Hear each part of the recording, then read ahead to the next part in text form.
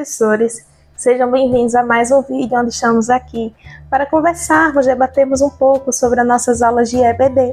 No vídeo de hoje, sendo voltado à lição dos juniores. Agradeço a Deus, meus irmãos, por termos chegado ao fim dessa lição. Estamos na última lição do trimestre, onde viemos aprendendo durante esses 3 meses sobre os profetas da Bíblia. Falamos sobre Isaías, Jeremias, Obadias, falamos sobre Joel, falamos sobre Oséias, sobre Ezequiel também, sobre Jeremias. Foi um aprendizado abençoado durante todo o trimestre.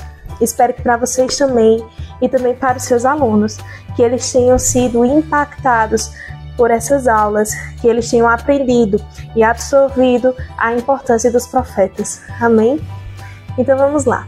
Na lição de hoje, lição de número 13, nossa última lição, vamos falar sobre o profeta Malaquias, o último profeta que iremos estudar durante esse trimestre. E o título diz: Malaquias, o profeta do arrependimento. Antes de irmos para a lição, nós vamos falar sobre os objetivos, certo? Vamos lá. Abra sua lição comigo e vamos falar um pouquinho sobre os objetivos da nossa lição, que diz: apontar que o arrependimento é fundamental para a vida de comunhão com Deus. Quando nós entendemos o nosso erro, quando nós entendemos o nosso pecado e nos arrependemos de todo o coração, nós alcançamos a misericórdia do Senhor e nós deixamos de lado todo esses erros que cometemos. Deus lava as nossas vestes e nos tornamos uma nova criatura. Nosso memorizando está lá em Malaquias, capítulo 3, versículo 6. Vamos ler junto comigo, amém? Pega a sua lição e sua Bíblia, para que nós possamos fazer essa discussão, conversarmos um pouquinho sobre a nossa lição, amém? Então vamos lá. Malaquias, capítulo 3, versículo 6 diz o seguinte: Eu sou o Senhor e não mudo, e por isso que vocês, os descendentes de Jacó, não foram destruídos. Eles não foram destruídos por quê? Porque eles são descendentes de Jacó, são fruto da promessa de Deus lá para Abraão, quando fez Abraão uma grande nação. Amém? Então vamos lá para a nossa primeira dinâmica de hoje, certo? Vocês irão pegar esse versículo. Como eu já disse a vocês em algumas lições, vocês podem ver as versões de outras traduções bíblicas. Pode ver na King James, na NAA, na Nova Almeida Atualizada, na NVI. Fica a critério de vocês. A que for mais simples de entendimento, a que for mais adequada à realidade de vocês, né? A questão de tradução, vocês podem usar sem problema nenhum, tá certo? Então vamos lá. Vocês vão pegar o versículo lá de Malaquias 3, 6 e vocês vão dividir em alguns papéis. Vocês vão anotar em alguns cartões e no verso desses cartões vocês vão colocar as letras do alfabeto. Vou mostrar às crianças o versículo completo, elas irão ler e aí vocês vão inverter e embaralhar. E as crianças vão ter que dizer a ordem correta de acordo com as letras que eles verem no verso, tá certo? E aí, como se fosse um jogo da memória realmente, um jogo de quebra-cabeça, certo? E aí, quando a ordem estiver correta e todos lerem a ordem correta, vocês repetirão o versículo mais uma vez com eles. E vocês irão destacar que o amor de Deus por nós, ele é incondicional. Que a gente deve ser grata a Deus por sua bondade, o seu amor, a sua misericórdia e a sua benevolência. Sermos gratos a Ele por tudo que Ele nos fez e por tudo que irá fazer. Sermos gratos pelo sacrifício que Ele fez na cruz por nós, não é?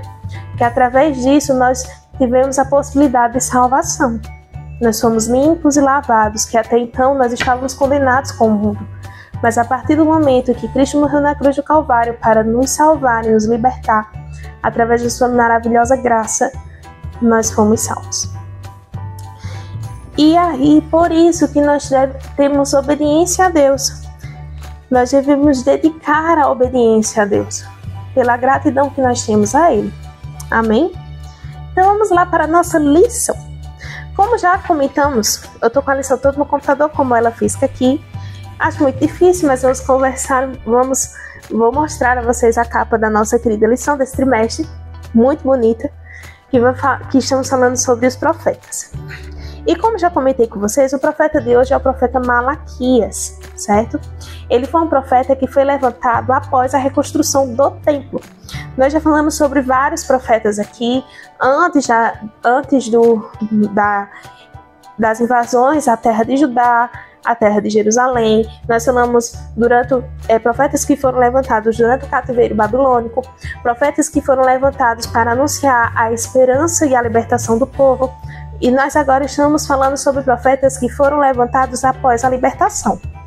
E esse profeta Malaquias, ele foi levantado no período em que foi finalizado a construção do templo de Salomão. Nós lembramos um pouquinho lá atrás, vamos retomar algumas lições, que quando a Babilônia invade pela última vez, ele destrói toda a cidade. Isso inclui o templo de Salomão. O templo de Salomão ele foi completamente destruído. Depois dos 40 anos que os judeus ficaram presos na Babilônia, onde foram libertados após o período de escravidão, as pessoas que estavam lá estavam extremamente pobres, estavam com necessidade, estavam passando por dificuldades. E aí Deus levanta mais um profeta para ânimo do povo, para o povo ser persistente e terminar a reconstrução do templo. Após quando é finalizada toda a construção, após isso, Deus levanta Malaquias. E por que Deus levanta Malaquias? Bom, depois da reconstrução do templo, as pessoas voltaram a adorar a Deus, voltaram a buscar a Deus, voltaram a se prostrar perante o Senhor, buscando arrependimento, buscando perdão, buscando adorar de verdade ao Senhor. Porém, esse período não durou muito. Acabou que depois de um tempo, muitos deles começaram a fazer os sacrifícios na casa do Senhor, as adorações, os cultos de forma muito mecânica. Começaram a ir mais por obrigação do que realmente para adorar a Deus. Eles faziam sacrifícios de qualquer jeito, não seguiam os ritos que eram para ser feitos para os sacrifícios. Eles iam adorar de qualquer maneira. Eles tratavam a casa do Senhor como se fosse mais um dia para estar ali. Eles não iam com amor, eles não iam com dedicação, eles não iam em agradecimento por tudo que Deus fez a eles. E então, tirando o fato de que alguns judeus daquela região roubavam a casa de Deus, roubavam as ofertas e oferendas do templo. O que era para ir para Deus não estava indo. Eles realmente desviavam esses valores, desviavam essas ofertas. E Deus não estava se agradando em nada disso. Quando nós vamos adorar ao Senhor, quando nós vamos entregar o nosso sacrifício a Deus, tem que ser de puro coração, tem que ser com um coração sincero, com um coração humilde. Temos que fazer com amor e dedicação. Quando nós voltamos lá para Gênesis, nós vemos o poder que há nessa questão.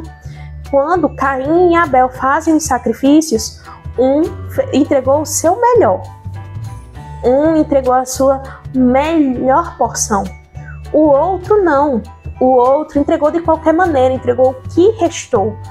Então Deus se agrada do sacrifício daquele que entregou com um coração sincero, entregou realmente por amor a Deus, entregou o seu melhor ao Senhor.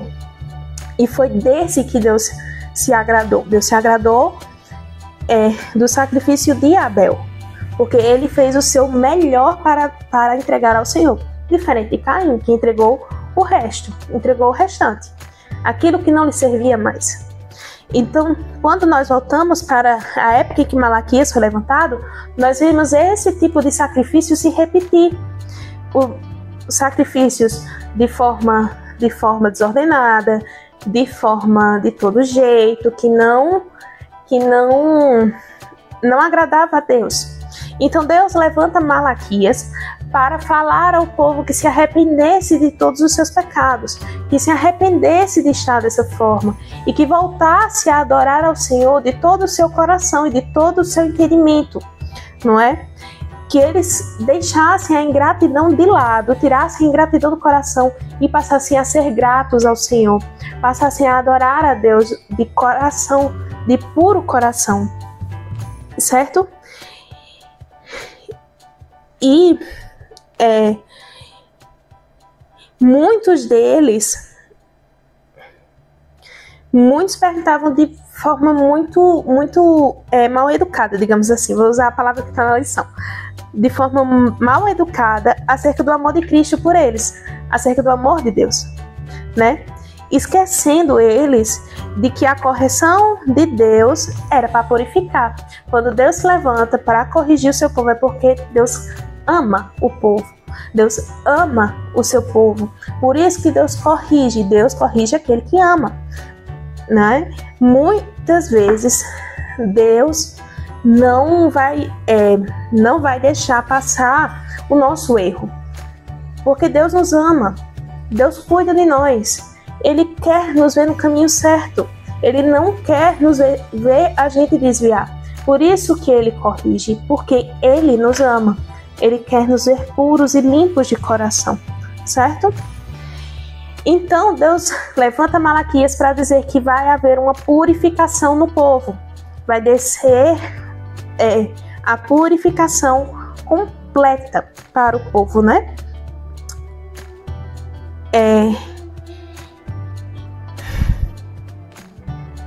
Para que eles entendam o que é adorar ao Senhor de livre e espontânea vontade, de coração aberto, de coração quebrantado perante o Senhor, certo? Então Malaquias, ele se levanta, ele se posiciona, ele prega, ele adverte o povo sem medo de julgamento, de lixamento, de questionamento, sem medo de nada. Ele obedece à voz do Senhor, ele sabe quem o levantou para falar a verdade ao povo, certo? Então, Deus também faz uma promessa a Malaquias. Deus mostra, por meio de Malaquias, que vai se levantar que vai pregar igual Elias pregava, que vai anunciar igual Elias anunciava. E essa promessa é cumprida quando João Batista nasce. Então Deus mostra a um profeta aquilo que irá acontecer no futuro. Nós vemos isso acontecer com vários dos profetas da Bíblia. Quando Deus mostra que iria vir o castigo ao povo, quando Deus mostra o momento da libertação do povo, quando Deus mostra a reconstrução, quando Deus anuncia a vinda de Jesus, quando Deus anuncia a vinda de João Batista também. Então, Deus mostrava aos profetas aquilo que iria acontecer mais para frente, não é? E que João Batista iria anunciar a vinda do Messias. E é exatamente o que João faz lá nos livros dos evangelhos. Ele anuncia a vinda do Jesus. E ele mesmo batiza Jesus. Nós lembramos muito bem dessa passagem, muito linda, por sinal, esse texto, né? E que nós possamos andar sempre na verdade do Senhor. E que nós, professores, alunos, possamos entender que devemos entregar o nosso sacrifício ao Senhor de coração. Devemos ser gratos a Deus por tudo que Ele fez. Devemos adorá-lo e bendizê-lo pela sua bendita misericórdia. Nós devemos entregar o nosso sacrifício não de todo jeito. Não, todo jeito não. Nós devemos ser como Abel, entregarmos o melhor ao Senhor. Porque quando nós entregamos o melhor ao Senhor, como Abel fez, como a viúva fez, que entregou tudo o que ela tinha, era o melhor que ela tinha. Deus se agrada do nosso sacrifício. Deus nos abençoa, Deus nos guarda. Deus faz com que multiplique a nossa seara, não é? Que nessa lição nós venhamos entender que Deus está no controle de tudo, que Deus é poderoso para cumprir aquilo que Ele tem prometido para nossas vidas, que nós devemos ser gratos e não ficar com raiva de Deus pela exortação, não. Nós devemos entender que quando Deus exorta, quando Deus nos repreende, quando Deus nos corrige, é porque Ele nos ama e não quer nos ver perecer com o mundo. Não, nós somos salvos, lavados, limpos pela graça do Senhor, pelo sangue de Jesus. E nós vamos morar no céu junto com Cristo. E nós não vamos subir de qualquer maneira, não. Não vamos. Que nessas lições nós podemos ter entendido isso. Que tudo aponta para Cristo. Tudo é sobre Cristo.